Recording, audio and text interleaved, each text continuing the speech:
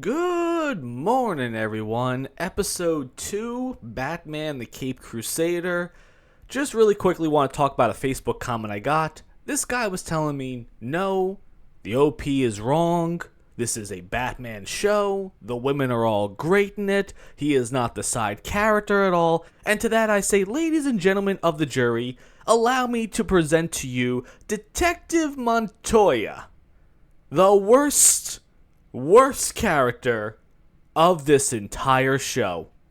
The episode starts off with a woman being kidnapped, and then we cut to, I guess, the GCPD, but a different police station down the block, because, if I'm not mistaken, it blew up last time when the Penguin mortar striked it, if I'm not mistaken, so I guess they just moved police stations. Anywho, Bruce Wayne is being interrogated by Detective Montoya. Apparently, he was the last one to have seen this woman that was kidnapped.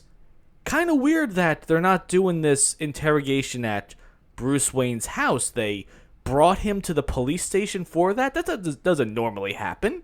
So it starts off with Bruce telling Montoya, "Can I just write a check?" And she says, "This isn't a speeding ticket you're here. You're here to answer questions about a missing person." And then Bruce tells her that, "Oh, I was hoping my family's name would be kept out of the papers for this. Maybe a nice donation. Maybe I could write your name on the check." A minute into this episode, and Bruce Wayne is trying to bribe a detective. What a garbage show.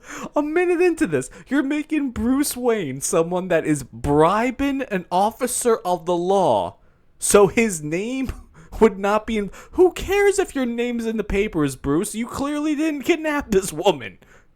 You have nothing to hide. But thankfully, Montoya assures Bruce, "I'm not here to drag your name through the mud. I'm just here to find out what happened to this missing person." Which Bruce responds with, "Oh, well, now I'm a little bit embarrassed." And Montoya says, "Are you? Good. Who is this woman, and why is she remotely associated with law enforcement in any way, shape, or form?" Bruce starts answering the obvious detective questions when Lucius Fox storms in. Apparently, Lucius Fox is Bruce's lawyer? I don't really remember that. I could be mistaken, but from what I remember, Lucius Fox was Q, essentially. The gadget guy. Not a lawyer. And also, why is he here, though? Again, Bruce did nothing wrong. So therefore, he has nothing to worry about. So why would he find the need to not only just lawyer up, but have his lawyer storm in there? So Lucius Fox starts doing the whole legal jargon and everything, but Montoya, of course, assures him that Bruce Wayne is not a subject of the investigation. And Lucius is a little bit confused, like, why couldn't you just do this at his house? But obviously, this scene is very, very, very important, because as Bruce is leaving, he puts a microphone in Montoya's jacket. So if this scene didn't happen, if it happened at his house, he would have no way to get up and pass by her jacket, which is for some reason seated in an empty chair in this interrogation room. It all makes sense, right? Amazon Prime writing, as usual. But then, of course, in usual Amazon sucking off fashion, Bruce has to completely give the compliment buffet to Montoya. As Pennyworth tells Bruce there are better ways to go about your investigation. Where Bruce goes on and on about how great a detective Montoya is, how loyal and uncorruptible, how she didn't even remotely flinch when he offered her a bribe. What would have happened if she would have said yes to the bribe? Would he have just wrote out a check for, I don't know, $100,000 for her? What would have actually happened? What would have actually happened if she would have said yes to that? I'm a little bit curious. But like I said, as usual, we have to tell the audience how great Montoya is. Of course, she has the stamp of approval from Batman himself. So we as an audience, We need to take her 100% seriously. She is the best detective in Gotham, not remotely a DEI hire at all. Let's move on. So Bruce listens in on a conversation that Montoya has had with Jim Gordon. She says something's wrong. She can feel it. She can feel that something's wrong, that a woman's been missing for 2 days, with no sign or anything like that.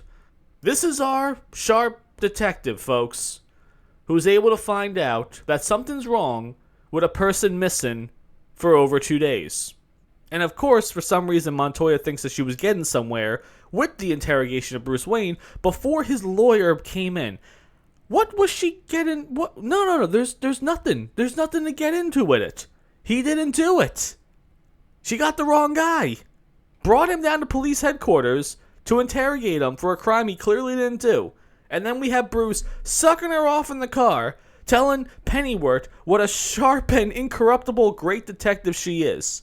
For doing the bare minimum, and most importantly, being wrong on her hunch. So Montoya takes her expert detective skills to the cinemas. Apparently this person that got kidnapped, she's a famous movie actress, and she has a conversation with Basil Carlo. But before we get into the scene though, isn't it a little bit weird how Montoya went to this guy's place of work to ask him some questions in a, calm and polite manner, yet Bruce Wayne, she has to bring him down to police headquarters to have a conversation with him? She couldn't just go to his house? But, as usual, she's smart, guys. Remember that for later.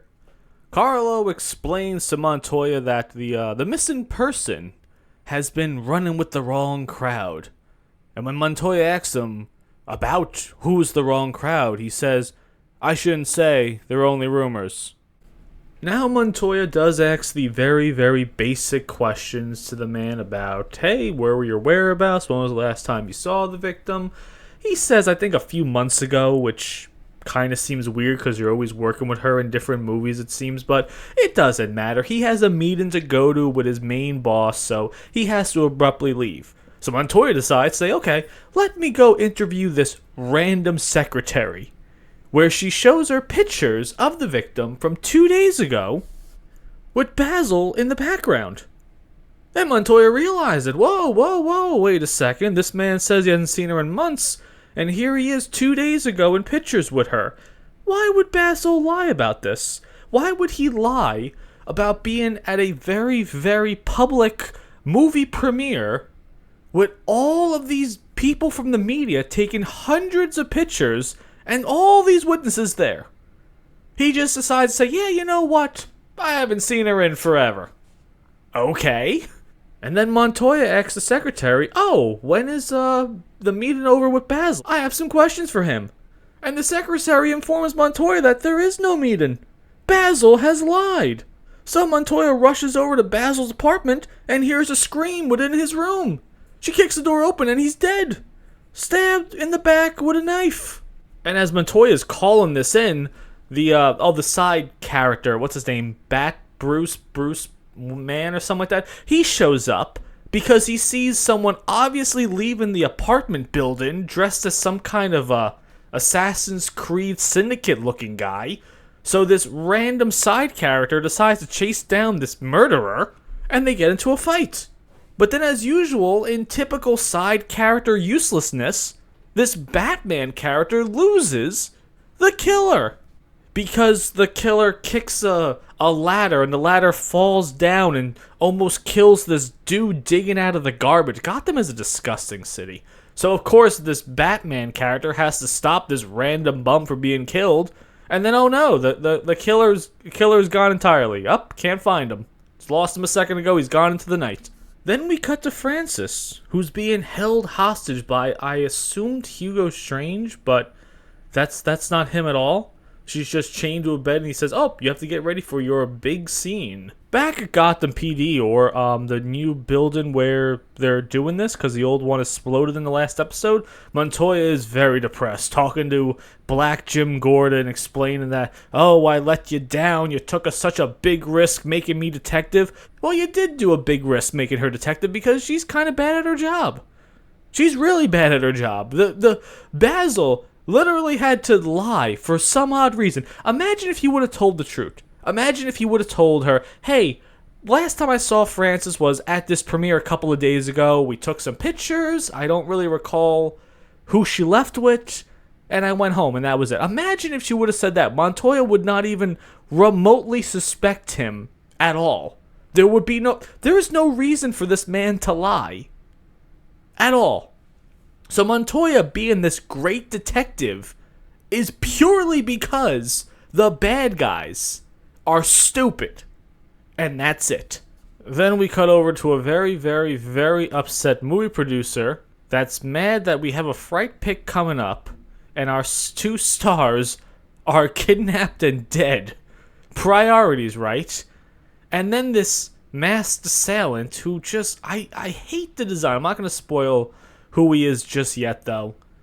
But the whole time I'm watching, I'm thinking, I must clearly not know all the villains of Batman. They must have gone really, really deep into the roster here.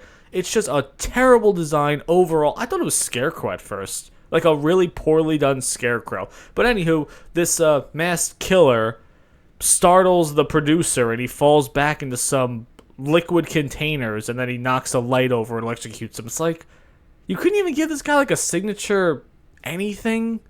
Any cool things he does to kill these people? Just, again, all coincidence? What would have happened if this guy did not fall into these vials of water? Would he still have been electrocuted? Would that have been the entire plan? Probably not. Probably not at all. Then we cut to the Batcave, where Alfred is doing research on Frances by watching her old movies. This is our Alfred, doing research about the victim by watching old movies of her. And Batman even asks, oh, did you find anything useful? He goes, oh, no, nothing, sir. It's like, why are you here, Alfred? Okay. While this is going on, Batman is doing some investigating work where he has a piece of cloth from the killer when he chased him, and it has the initials MPW on it, and he just instantly knows where that is. Oh, that's the movie studio. Our killer has access to the studio. Well, I would imagine so, right? I mean, you have the victim as an actress, the Basil who just died is an actor, working for the same studio. I imagine these two things would be connected, right? And I don't mean to really just phone this review in. This episode is like 90% filler here. We just get to see an endless amount of scenes of all these just jerks in Gotham Hollywood style, just being mean to people and firing people. They're just yelling at cast and crew members. There's no one really good in this episode. Everyone kinda sucks. It's a really weird... It's episode 2. Episode 2, it's not even a Batman episode. He's been in this for, I don't know, maybe 3 minutes in total. 3 minutes in total as actual Batman. He was probably as Bruce Wayne even longer in this so far, just from the opening scene of it. So we get a quick montage of all these jerks in Hollywood, and now they're being killed off one by one, and now Batman is saving this other jerk producer in Hollywood from being killed from our mysterious killer. And Batman swoops in to save the day, and our killer very politely throws a sword at Batman. I say very politely because after he throws a sword, the killer picks up his own sword. So now Batman has a sword too, so now obviously it's a fair fight. This is clearly a villain with some kind of honor. No, he's not. I'm just totally kidding about this scene. Why would he throw the sword? So stupid. Why not just attack him with it? And then through a series of chaotic events, the killer escapes as all the sets crash down around Batman, and he escapes in some kind of, I don't know, sewer system underneath the studio? I don't know. But he finds a couple of bodies down there, and he tells Pennyworth, wow, this is weird. One of the bodies has been here for longer than a day, but this man was just being interviewed by Montoya an hour ago. How is he here then? So Batman realizes that something's wrong here, so he decides to go to the morgue, where he finds the bottle of Basil. And for some odd reason, he decides, I'm gonna poke him in the face as hard as I can. And his finger just keeps going through Basil's face, as if he's made of, I don't know, clay? as if his face is clay? Weird. Okay. Then it cuts to Montoya talking to pretend Hugo Strange. Again, this guy looks just like Hugo Strange. Montoya deduces that pretend Hugo Strange was fired from the movie studio not that long ago. And now all the people that were involved with him are now dead. So this guy clearly must be the killer, right? And then for some reason, as Montoya's just going off on this monologue of, yes, I'm a detective, some people like doing things the easy way or the hard way. What about you? Easy or hard way? So pretend Hugo Strange realizes that, oh, I guess she thinks I'm the killer, so he pulls out a pipe to attack her, but Montoya responds with a backhand. And smooshes the man's face in. His face, also made out of clay.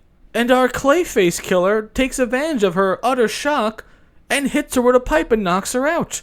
Montoya wakes up later on tied to a chair, and we see our disgusting, horrifically figured killer, which is Clayface, that kind of looks like Jack the Ripper. I don't really understand. Was there plastic surgery in the 1940s, just out of curiosity? Because the whole thing is that Basil doesn't think he's a very good-looking man, and that's why he's not getting leading man roles, so he decides to go to science and have science try to fix his face and make him into handsome Squidward and everything like that, but I didn't think this guy was that bad looking at all. Yeah, sure, he gets typecasted kind of as the villain in a lot of things, but you're getting pretty steady work and you're a very well-known figure in Gotham, Hollywood. That's not a bad deal at all, right? If you would have just accepted that, hey, I'm okay playing this, there would be no episode. Then we get a really long, sad story, like I said, about Basil realizing, oh no, I'm hideous. No one will ever love me. I must resort to science, and Hugo Strange helped me out here. But it doesn't work though. He becomes handsome, yes, but Francine still rejects him and punches him in the face and turns his face into clay again. So I'm just kind of curious of why his face is kind of like this. I guess just after a certain amount of time, it just keeps melting, and then he has to get new injection. It's just very odd. Very odd indeed. I think they don't really understand what Clayface was back then in the animated series, or just in the comic books in general. And then this dude just goes off on an endless monologue talking about, yes, this was the role I was born to play, and I'm coming into the role, and all this crap like that. And then we see Francine tied to a gurney next to them, and she just tells him, hey, I don't believe your performance, you're just chewing on the scenery here. And relying on makeup to emphasize weak character association.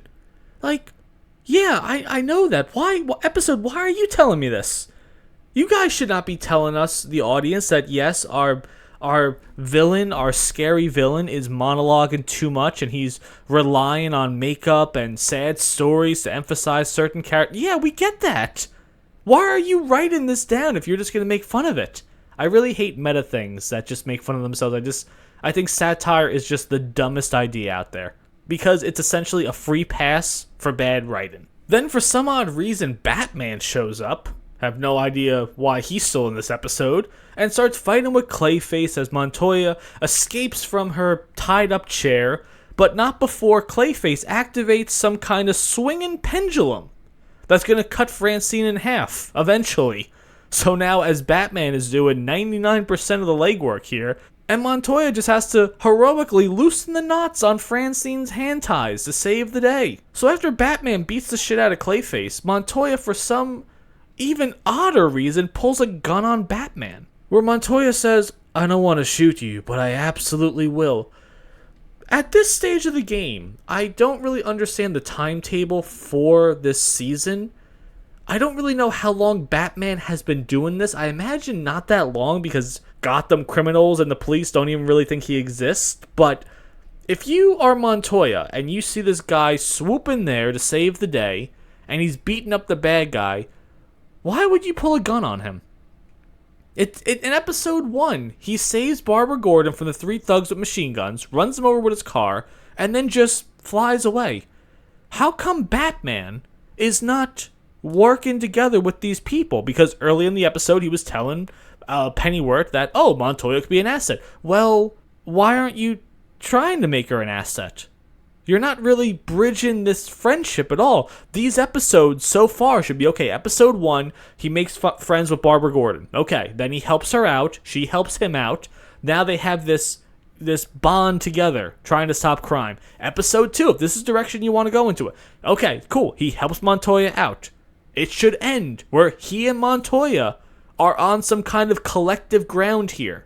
Where, oh, you're not so bad. You're not a bad guy. You're actually here to help people out. I can help you out. Right? But then the police barge in the room and Montoya looks back and Batman has escaped. Gone into the night even. And as Montoya bends down to pick up her hat, the speaker device that Batman put on her jacket in the opening scene falls out of her. So she realizes that, oh, this whole time, Batman has been listening in. So then we get Bruce in the Batmobile as Montoya picks it up and tells him, we're not finished yet, in a threatening manner. And that's the end of the episode. It just really, really odd way to end it. But it's just Batman driving the Batmobile, stone face, as Montoya says, we're not finished yet. This isn't over. It's like, what more is there? What more possibly? You do realize that Batman is not the bad guy, right? That this is just a simple misunderstanding and could be easily cleared up with, I don't know, logic, using your eyes, understanding that the guy beating up Clayface is clearly not the bad guy here. This isn't a crime family knocking off another crime family. That wouldn't make any... just really dumb. But that's episode 2. Just really off to a terrible start. I don't know what this show wants to accomplish so far. It doesn't really have an identity because, like I said, episode 2, it's a Montoya episode.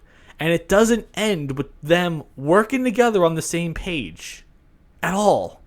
They're just so happen to be at the same place at the same time. So, I don't know, maybe later on in the season, wink wink, maybe they become friends? Who knows? But that is my review of episode 2. Let me know what you guys think about that.